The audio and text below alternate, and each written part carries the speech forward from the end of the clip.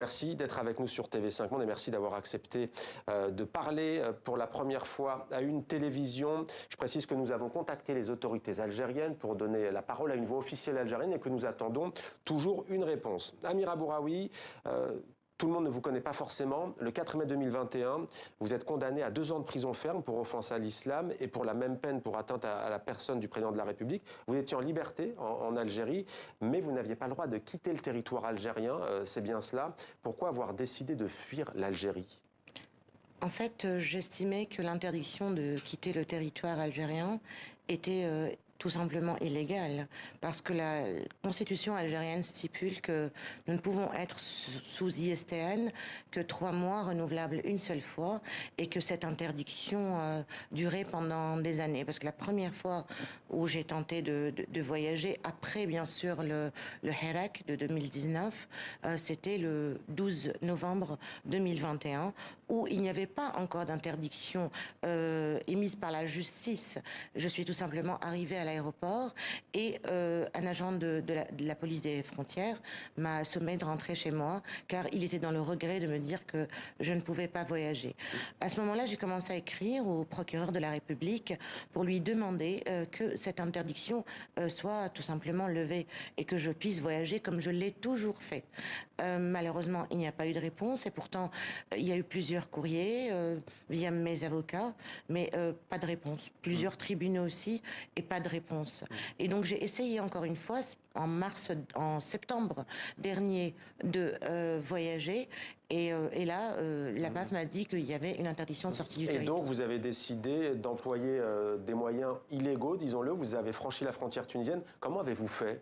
J'ai traversé tout simplement les frontières. En voiture ? Et en voiture, oui. Et personne ne m'a aidé pour ça, parce qu'actuellement il y a un journaliste qui est gardé par la police et interrogé, car il m'aurait, oui, car Monsieur Moustapha Benjamin, car il m'aurait aidé à traverser les frontières. C'est faux. Personne n'est au courant. Mais comment vous avez fait ? Vous êtes passé par une brèche sans poste de contrôle tunisien ? Je suis passée par le poste des frontières qui s'appelle Ometboul, et je suis passée par... Et aucun, je tiens à préciser aussi, aucun fonctionnaire de la police des frontières ne m'a aidé pour ça. Je n'ai corrompu personne. Je suis tout simplement passée. Et ça a marché. Alors de l'autre côté, que se passe-t-il ? Vous achetez un billet d'avion ? De l'autre côté, j'achète, oui, effectivement. Vous avez un passeport français, donc vous essayez de prendre l'avion ? Voilà, je prends un billet pour Tunis-Paris.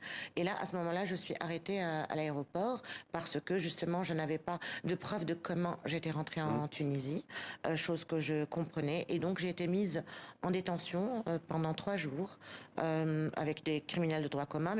Mais j'estimais avoir... Vous n'êtes pas passé par la case justice d'abord ? Non, non. J'ai d'abord été mise en détention pendant 3 jours. Et ensuite, puis, que se passe-t-il ? j'étais prête à purger ma peine en Tunisie, et en espérant qu'on me donne à un moment l'ordre de quitter le territoire, ce qui m'aurait permis de prendre un billet d'avion et de partir. Et qu'est-ce qui a fait que vous vous retrouvez aujourd'hui en France ? La France vous a aidé ?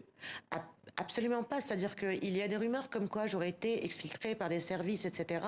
En fait, le consul de France n'est intervenu qu'à partir du moment... Parce que j'étais passée devant le juge après les 3 jours de détention, et la juge m'a mise en liberté et m'a dit « Je statuerai sur votre cas, on se revoit le 23 février prochain ». Donc j'étais enfin libre, et elle m'a remis mon passeport en main propre. Je sors du tribunal, et là, je suis tout simplement kidnappée par 2 agents qui m'ont repris mon passeport, et j'ai été emmenée et enfermée au niveau de la direction générale de la police des frontières. Ça a duré pendant des heures, cette séquestration, alors que je venais à peine de sortir des 3 jours de détention. C'est-à-dire que, et à ce moment-là, je leur disais... Séquestration, mais vous êtes entré illégalement sur le territoire tunisien. Mais vous... tout à fait. Mais la juge tunisienne avait statué de ma libération, et que mon procès aurait lieu le 23 février. Chose que... Et j'allais me présenter, bien sûr, le 23 février face à la juge, afin qu'elle statue. Comment la France est intervenue, du coup, pour vous emmener aujourd'hui là où vous êtes ? Je dois expliquer que ce n'est qu'à partir du moment Ouais. où mon avocat avait vu que j'avais été kidnappée parce qu'il était présent face à la juge. Il avait vu que j'avais été kidnappée et là c'est lui qui informe les médias et là c'est à ce moment-là où Monsieur le consul de France à Tunis est intervenu pour me libérer en fait. L'Algérie affirme que la France est coupable d'exfiltration clandestine. Que répondez-vous à cela? Non, la France n'est pas coupable d'exfiltration clandestine. Le consul de France n'est intervenu qu'à partir du moment où j'ai été séquestrée. C'est tout. Et j'ai été tout simplement libérée. Et là, à ce moment-là, les autorités tunisiennes ont accordé au consul de France que je puisse voyager. Qu'est-ce que vous redoutiez le plus au point de commettre 2 infractions, quitter l'Algérie légalement et entrer clandestinement en Tunisie? Qu'est-ce qui vous faisait peur?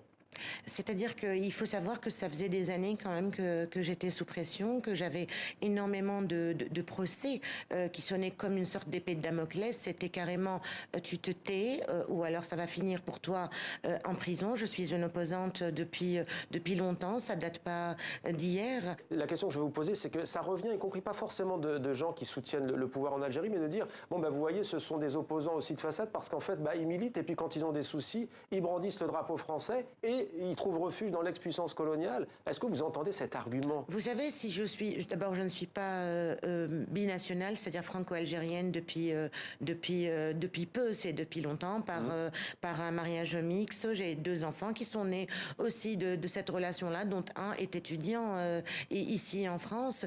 J'ai longtemps espéré qu'on lève toutes ces pressions sur les militants. Il y en a encore beaucoup qui sont derrière les barreaux pour des publications Facebook. J'espérais qu'il y ait une sorte de sagesse au niveau du pouvoir pour lâcher prise et ne pas pousser les gens ainsi à l'extrême. Mais quand vous allez retourner, la justice algérienne va vous dire pourquoi vous êtes parti illégalement. Qu'allez-vous répondre? J'espère que d'ici là, certaines qui vont réviser leur manière de faire.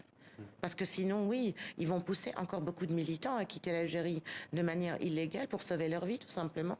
Quel est votre message aujourd'hui? Vous appelez à ce que cette affaire on pourrait dire, se dégonfle? Oui, se tasse parce que j'ai l'impression que certains l'utilisent justement. Enfin, il y a eu plein de rumeurs comme quoi j'aurais été exfiltrée par les services, comme quoi j'étais attendue à Lyon par un colonel. Non, je suis arrivée à Lyon, j'ai pris un taxi à l'hôtel le plus proche de la gare pour pouvoir monter sur Paris le lendemain. Je trouve que ça prend des proportions presque ridicules parfois, alors que ça devrait relever uniquement du fait divers.